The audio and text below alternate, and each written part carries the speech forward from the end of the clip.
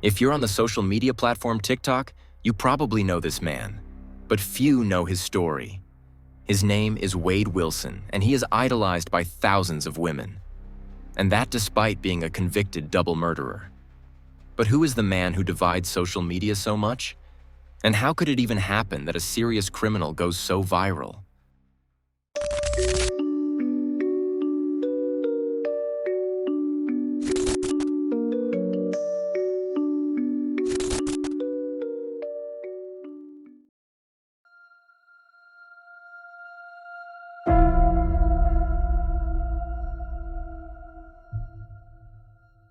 When Wade Wilson was born, his parents were still teenagers. The boy was eventually adopted by a married couple named Kenny and Steve Wilson, and he also took their surname. Wade's biological grandparents knew the Wilsons from church. That's why everyone involved is sure that little Wade will grow up well with the Wilsons. And at first, this plan seems to work. The boy easily integrates into the family environment of his adoptive parents. He does well at school. Wade gets A's, B's, and C's. Only math causes him more problems. However, it does not stay that way. As Wade enters adolescence, his mental health takes a rapid downturn. He becomes increasingly paranoid and has severe mood swings. To a certain extent, this is not surprising in teenagers, but Wade's problems go far beyond the normal complaints of adolescence. His entire perception is massively impaired. On some occasions, Wade is even said to have believed that aliens were standing at his door and about to abduct him. This change may be related to head injuries that Wade suffered in childhood. The first occurred when he was 10 years old while playing baseball. At the age of 11, he then suffered a concussion while playing football. Regardless of the cause of his problems, Wade urgently needed help. His adoptive parents sent him to a psychologist. However, the psychologist met with a brick wall when dealing with his new patient. The teenager completely closed himself off from the treatment and refused any approach to help. According to his own statements, Wade began experimenting with drugs at the age of 13. He soon gets into trouble at school because he is also dealing drugs. At the age of 15 or 16, he is involuntarily committed by order of a court. But even this measure does not improve his behavior. At the age of 18, he suffers another head injury. Wade is involved in a car accident. He's not wearing a seatbelt when the car in which he is sitting crashes into a tree. 3 years later, he has a similar accident. At the age of 20, Wade also has a drug overdose and suffers a seizure as a result. Amid all these health problems, Wade contacts his biological father, Steve. At the time, Wade was 18 years old. His biological father lives in Lakeland, Florida, and from then on, the two had occasional contact with each other. As Steve would later state, it was usually when Wade needed money, because the young man was often short of funds. How exactly Wade made a living in his early 20s is not known, but what is certain is that his life of freedom ended when he was 25, on a day in October when a man became a murderer.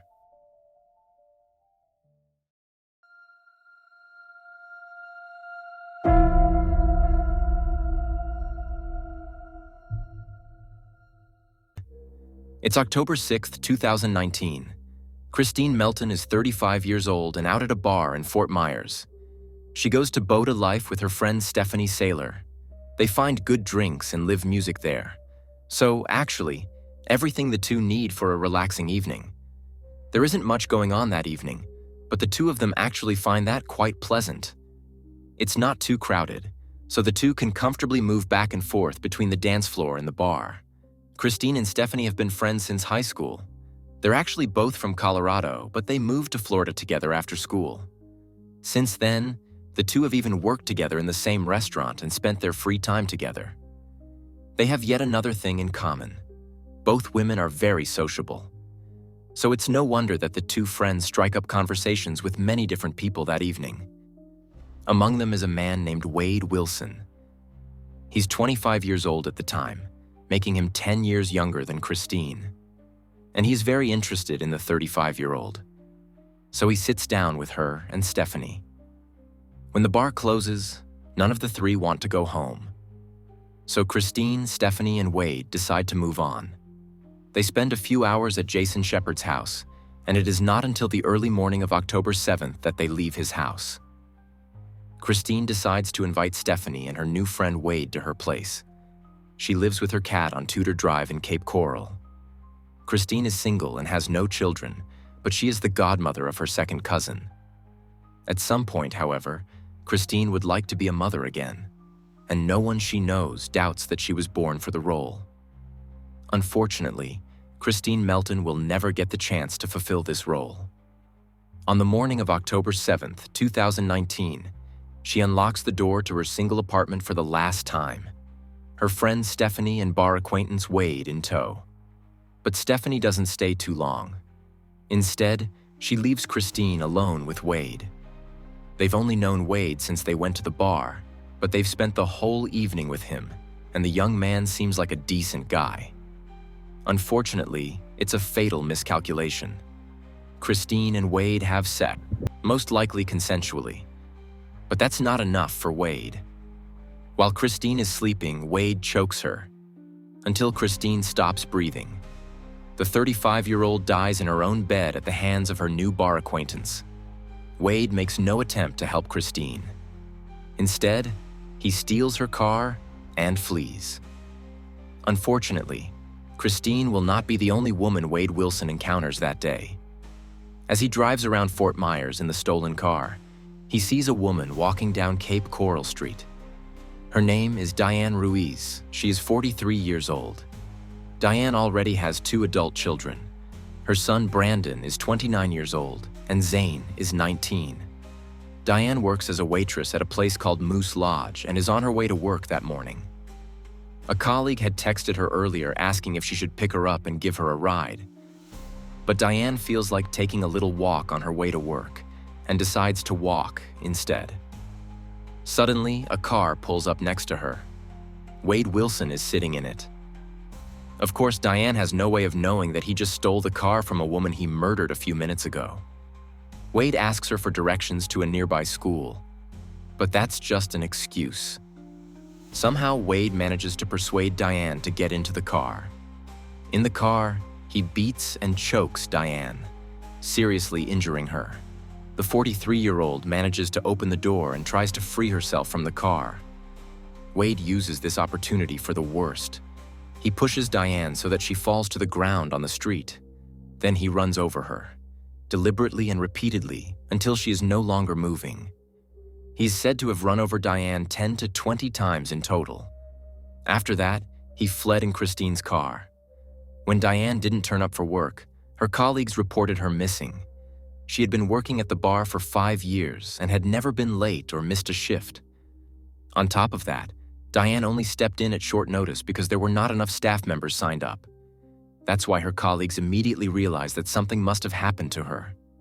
Around noon, the police find her body near her home. Diane had bruises on the back of her left forearm, bruises on the back of her left hand, a broken ring finger, bruises on the right side, a hyoid bone fracture and a partial laryngeal rupture, as well as numerous rib fractures. The injuries to her throat and calf caused by being choked would have been enough to kill Diane. Instead, he ran over her over and over again to make sure that the mother of 2 died. While the police are still looking for Diane, Wade turns up at a shop belonging to his acquaintance Joshua on the morning of October 7th. He pulls up in a black Nissan, the car he stole from Christine and used to run over Diane. Joshua is irritated when Wade suddenly turns up in the shop because his buddy is obviously in a state of emergency. Joshua later remembers, "He was only wearing sweatpants, no shoes, no shirt.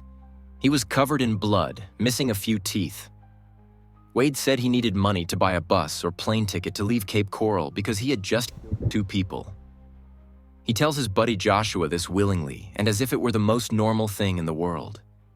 Joshua goes to the back of the store under a pretext and calls the police from there, but by the time the police arrive, Wade has already disappeared.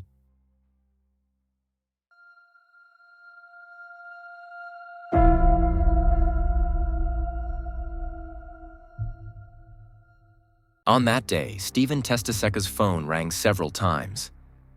It was his son Wade calling to say that he had murdered 2 women in the last few hours. He's said to have reported to the police with the words, "I'm a killer." Stephen doesn't believe his son at first. He says that Wade is simply a born storyteller and didn't take what his son said seriously. The two have only been in contact with each other for about 7 years, and we know that Wade has a history of drug use. So it's not surprising that Stephen doesn't believe Wade's story at first. That's why Stephen simply replies that he will get back to him that evening. During a conversation at around 10 p.m., Stephen finally begins to realize the seriousness of the situation. His son's statements become more and more detailed. Wade tells him on the phone how he met Christine in a bar and later strangled her while she was sleeping. He literally says to his father, "I strangled that bitch." He says that after that, he tried to carry Christine's body down to her car to get rid of it. But Christine was too heavy for him to carry alone, so he left her in the apartment and took off in her car instead. He also reports how he picked up Diane on the street and then strangled her in the car, and that Diane was still breathing when he finally ran over her several times. Wade is said to have told his father on the phone that he wanted Diane to look like a portion of spaghetti on the ground. He seemed almost excited, without regret, that he had just killed 2 people. Stephen is overwhelmed by the situation. At first, he even considers helping Wade to cover up the whole thing. But Wade gives him more and more details about the murders of Christine and Diane and tells the story so enthusiastically that Stephen knows there is only one way out. During one of Wade's later phone calls that day, he switches his cell phone to speaker mode. Wade's biological mother is connected via a second phone, listening in shock to the conversation and her son's account. So now there are 2 people who can testify to what Wade Wilson has said. Stephen continues to act as if he wants to help Wade. He says he will send him an Uber so that he no longer has to drive around with the stolen car. So he asks his son where he is. When Wade gives him the address, Stephen doesn't order him an Uber but passes the location on to the police. He's told to hide in a house on Northeast First Terrace. The police contact the owner. He says he's out of town and has not given anyone permission to enter his house. So, after the murders of Christine and Diane, Wade also broke into a house. There, he felt at home. He ate and drank something and took some of the homeowner's clothes. The police then call the landline phone of the house. And Wade Wilson even answers the call. He tells the police that he will not leave the house until he can talk to his father. But before Wade Wilson can be arrested, he attacks yet another person. At around 8:50 a.m. on the morning of October 8th, the police receive an emergency call. Witnesses report that a man is attacking a woman on West First Street. When the police arrived, the woman was found relatively unharmed. She escaped with minor injuries. She told the police that Wade Wilson had tried to drag her into his car and threatened to kill her. If the police hadn't arrived so quickly, Wade might have taken the life of a 3rd woman. When Wade Wilson was finally arrested on October 8, 2019, the charges against him were serious. He was accused of 2 counts of first-degree murder, grand theft, assault, and burglary.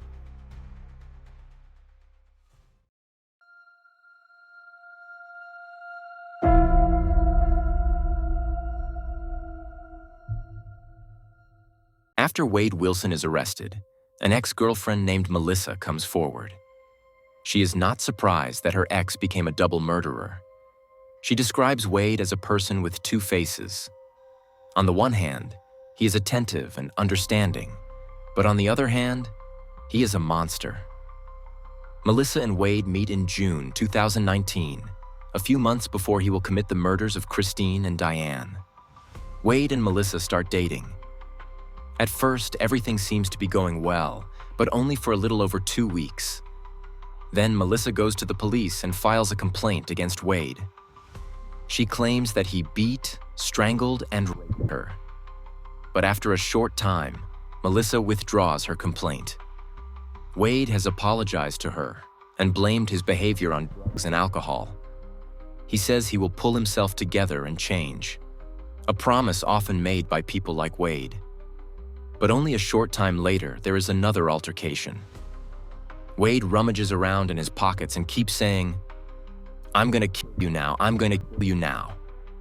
Melissa then decided to call it quits. But Melissa says Wade still owed her money, about $80,000.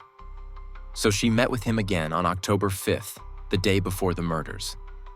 She claims that he stole her car on this occasion. The next time Melissa Wade sees Wade is on the morning of his arrest. She is the woman who was attacked by Wade on West 1st Street. After murdering 2 women, Wade decided to seek Melissa out again. She survived with minor injuries and was therefore able to tell her story herself. During a police interrogation, Wade Wilson admitted to the crimes he was charged with. However, it takes another 5 years before the trial against Wade Wilson begins. First, the coronavirus pandemic gets in the way, then administrative difficulties. During this time, Wade Wilson is not idle during his pretrial detention. In 2020, he plans an escape together with his fellow inmate Joseph Katz. The two tamper with the window of a prison cell, apparently in the hope of gaining their freedom. Witnesses had previously heard hammering noises coming from the 2 men's cell for days. The men only managed to remove the metal frame around the window and to crack the safety glass. Wade had allegedly even organized an escape car to disappear as quickly as possible after the breakout. The whole thing was uncovered because the 2 were apparently not careful enough in their planning. Prison officials received a tip that an inmate would attempt to escape from prison on September 30th or October 1st, 2020. A note was also found that Wade and his escape accomplice Joseph allegedly passed back and forth to plan their escape. The 2 are said to have another thing in common. They are said to be close to the prison gang the Unforgiven. This is a white supremacy prison gang active in the Florida prison system. White supremacy is a collective term for racist ideologies. This is also supported by the fact that Wade now has a tattoo on his face. In an interview with NBC2, Wade claims that he did not murder Christine and Diane in 2023. He says he isn't in the interview. He makes some confusing statements. He claims that he was framed for murdering 2 people. He was recruited for organized crime, human trafficking, and drug smuggling. Much of it took place in a spa in Fort Myers. A woman named Lauren DeMello is said to have connections to this spa, and Lauren has been missing since June 2020 and has still not been found at the time of this recording. Wade claims that high-ranking personalities have been coming and going at this spa and that some of the people involved in the alleged crime ring have been appointed as witnesses for his murder trial. In response to media inquiries, a police officer in charge of the case said that they do not believe that there is any connection between Wade Wilson and the disappearance of Lauren DeMello. This is because when Lauren disappeared in June 2020, Wade was already in prison. Wade has never made it clear how exactly Lauren DeMello and his alleged framing for the murders of Christine and Diane are connected. He claims that the confession he made was forced out of him during interrogations by the police, whom he calls corrupt. He says he was threatened that harm would come to his parents if he did not confess to murdering Christine and Diane. When asked about the phone calls he made to his father in which he reported the 2 murders, he waves them aside. He claims that he did not make these calls voluntarily either. He says that someone forced him to do it. In the same interview, Wade Wilson claims to have helped prevent the murder of a woman in 2022. According to him, a fellow inmate asked him to organize the murder of his then-wife. The inmate allegedly wanted to achieve that the domestic violence case that his wife had initiated against him would be dropped. And the inmate apparently believed that Wade had contacts outside of prison to have a contract killing carried out on his wife. The inmate offered Wade $200,000 for this. However, Wade rejected the offer, saying that he is not the type of person who would accept such offers. Instead, he reported the incident to the prosecutor. He seems to be desperately trying to somehow present himself in a positive light during the interview. However, his confused statements are not exactly credible. On June 12, 2024, the now 30-year-old will be found guilty of all charges. Since the court hearings are taking place in Florida and the death penalty still exists there, this option is on the table as a verdict. The jury votes, albeit not unanimously, for the death penalty to be carried out against Wade Wilson. And the decision is upheld by the judge in August 2024. Wade Wilson, who is 30 years old at the time, is to be executed. Wilson is also said to have told investigators during a prison interview, "I'd do it again." The exact motive for the murders of Christine and Diane was never determined. The medical records from Wade's past could certainly provide more clarity. Unfortunately, however, it is said that most of Wade Wilson's childhood and teenage records were destroyed in a fire. So the reasons for his behavior will probably remain a mystery. Shortly after his conviction, thousands of messages arrive for Wade Wilson. Most of them are from young women who want personal contact with the convicted double murderer. Prison staff also intercept more than 100 inappropriate photos from his inbox. I'm sure everyone can guess what kind of photos these are. But it's not just Wade Wilson himself who is receiving a lot of mail. The judge in charge also receives numerous letters. In them, complete strangers ask him to commute the death sentence to life imprisonment and have mercy on Wade. Many of these people have become aware of the young man through TikTok. Clips from the court hearing have ended up on the social media platform and gone viral. And while most users are horrified by Wade's crime, there are also many who focus more on his appearance. In the comments, you can find numerous women who are infatuated with the convicted double murderer. They share petitions that they use to campaign for a pardon for Wade, express their sympathy, or simply upload edits showing Wade's face and body from different angles. The fact that Wade Wilson murdered 2 women, brutally beat up another, and in the meantime had swastikas tattooed on him seems to fade into the background for some people. It is not a new phenomenon for offenders to create real fan cultures despite their crimes. Even before the advent of social media, there were already murderers who were able to build up a following. For example, Ted Bundy or Charles Manson. Perhaps hybridophilia also plays a certain role here. It is also known as the Bonnie and Clyde syndrome. It is a sexual orientation in which those affected are attracted to criminals, especially those who have committed serious crimes such as murder or sex crimes. There have been few studies on the causes of hybridophilia. It is thought that it particularly affects people who feel a strong need to save a criminal by converting them and changing them for the better. It mostly affects women in their 30s or 40s, and it is precisely these women who write to Wade Wilson offering him support. And thus, he receives precisely the attention that should actually be given to some of the people he has murdered.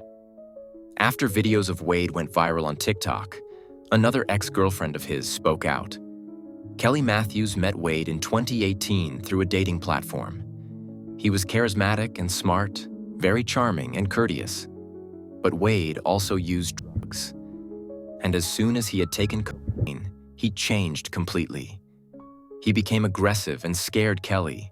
Once he even kicked in a door and threw a side table at her. And Kelly talks about another particularly bad situation with the man who would later become a double murderer. On February 18, 2019, Kelly and Wade are out and about in the car. Wade has promised Kelly that he will finally start detoxing that day. But at the last second, he changes his mind and says he'd rather go to a different clinic. When Kelly accuses him of just stalling for time, Wade is said to have completely lost it.